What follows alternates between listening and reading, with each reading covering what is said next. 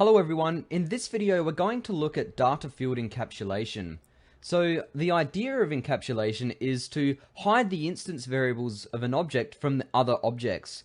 And the reason for this is when we're designing class libraries, it's a good idea that each class knows exactly how it works, but the other classes don't need to know the low-level implementation details.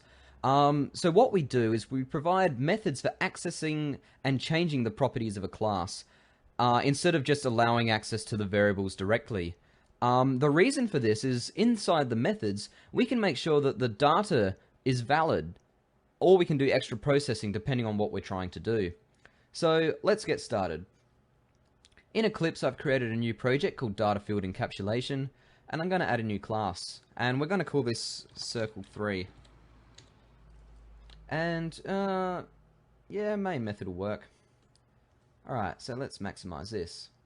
Now, again, we're creating a circle, so it's a good idea to have a radius for the circle. In this case, we're going to declare a private variable. It's going to be a double called radius, and we're going to initialize it with a value of 1. Now, private is a visibility modifier, and what private means is this variable can only be seen by objects of this class. Other objects can't see it. So there's our radius. Again, we'll have a number of objects variable, but again, it's going to be private. Static int number of objects, and we'll initialize this to 0.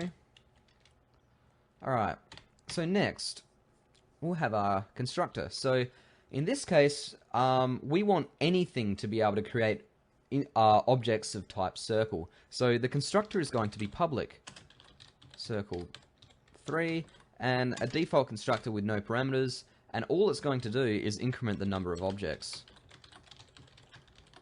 Because we've already initialized the radius with a default value of 1. So next we have another constructor, so public circle 3, which takes in a double called new radius. Radius equals new radius, and number of objects is incremented. Alright, so next thing we're going to have is a public method to get the radius, because we want anyone to be able to find out the radius of our circle, but we don't want anyone to be able to directly change the radius. So we're going to create a getRadius method. So public double, so it's going to return a double get radius, and all we're going to do here is return the radius. Okay, so now we've got a method for getting the radius. What if we want to change the radius of our circle? Now previously, because we didn't have a visibility modifier here, we could just access the radius the radius variable directly and change it. But that's not very safe. When we encapsulate our data, we don't want people to be able to do that. So what we have is a setRadius method. So public doesn't return anything, so public void setRadius double new radius. Okay, now inside this method, we're going to set the radius. However, we don't trust the people who are using our class. What if they put in some invalid data here? For example, is it possible to have a circle with a radius of -50? Negative numbers don't make sense when we're talking about the radius of a circle. So what we're going to do here is check to make sure that the radius that's been passed in as a parameter is actually valid. So radius equals, and to do this we're going to have the ternary operator. So is new radius greater than or equal to 0? If it is, we are going to set radius equal to new radius.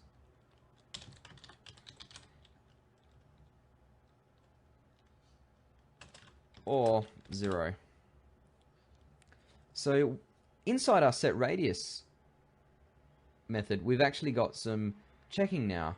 So if the radius that's been passed in is greater than or equal to 0, that's fine. It's a valid radius. So we set our object's radius to the one that was passed in. If it's not, then we set it to 0, because we don't want a negative number in here. So by encapsulating our data, we can do, because the user can't access, or other classes can't access this variable directly, they have to go through our set method, which means we can do this sort of checking to make sure the data is valid. So encapsulation is a good idea from this point of view. So finally, we're going to have a method to get the number of objects. So public static int get, I spelt static wrong, get number of objects, and we're going to return the number of objects. However, we're not going to have a set number of objects. We only ever want the number of objects to change when we create an object. So in the constructor, fine, increment number of objects, but anywhere else, no, which is why we only provide a get method for this variable. So finally, we'll have a method called getArea. So public double get area, return radius multiplied by radius multiplied by math.py. So there's our area, and we're ready to go. So in our main method, we can create a new circle here. So circle equals new circle, and we'll give it a radius of 50. Okay, so in the previous example, if I type c dot, actually, never mind. This won't work because it's the same class. Let's quickly create a new class. So I'll delete this main method. So new class, and we'll call this circle test. Alright, so in our main method, let's create a new circle. So circle 3, c equals new circle 3. And a radius of 50. Alright, so here's our circle. Now, inside the circle class, we can access all of these member variables. So, for example, if we have a main method here, I shouldn't have deleted it.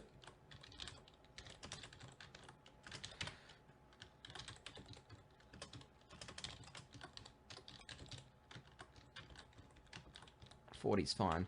So, the important thing here is that this main method is inside our circle class. It's a part of it. Now, because of that, it can access all of these private member variables. So we can do things like c dot, actually we can do circle 3 dot number of objects equals 50. So we've only created one object here, but if we print out the number of objects, circle 3 dot get number of objects, we'll use the method. If we do this and run this file, save, whatever, you can see here that the number of objects that we've printed is 50, even though we've only created one object. Now that's really bad. So that's the reason we make these variables private, because if we tried to do the same thing inside our test class, c dot, you can see here that we don't even get Eclipse knows that we don't have access to the variable number of objects. So if we even tried to do it, circle 3 dot, it's giving us access to the method, but we can't actually do this. We can't do this. It's a compiler error now. So you can see here the error. The field circle 3 dot number of objects is not visible because it's private. So all we can do here is use the get number of objects method. Same as if we go back to our circle 3 main method, we can do something like this. c.radius equals -100. Which is bad. We don't want to be able to do that. Now this is just an example because our main method is inside our class, so we have access to all these variables. But over here in our test class, we can't do this. We can set the radius using our method, which we know checks to make sure the radius is valid. So if we put in -50 here, and then print out the radius, system.out.println. c.getRadius, it'll print out 0. So run as Java application. Yes, save. It printed out. It wouldn't let us assign a negative number to the radius. So this is why encapsulation is a good idea. It makes our classes a bit safer to use.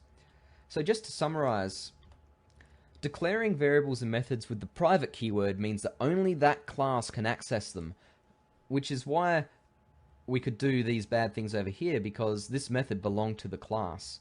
So we assume that if we're programming inside the class, we're not going to do this kind of thing that's bad. But for any other class that's going to use our objects, they can't do that. They have to program using the methods that we've provided.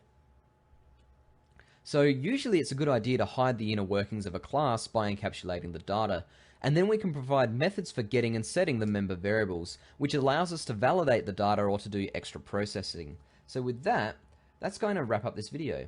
So thanks a lot.